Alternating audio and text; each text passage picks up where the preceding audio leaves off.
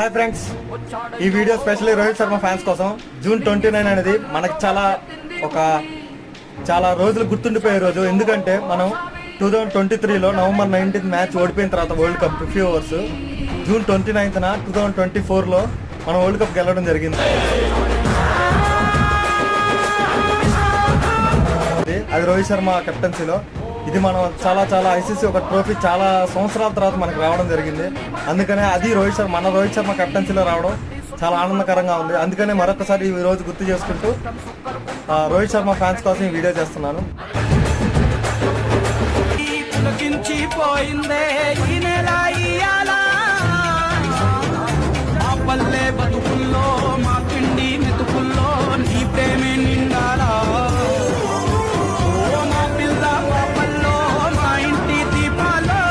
Thank you. Please subscribe my channel.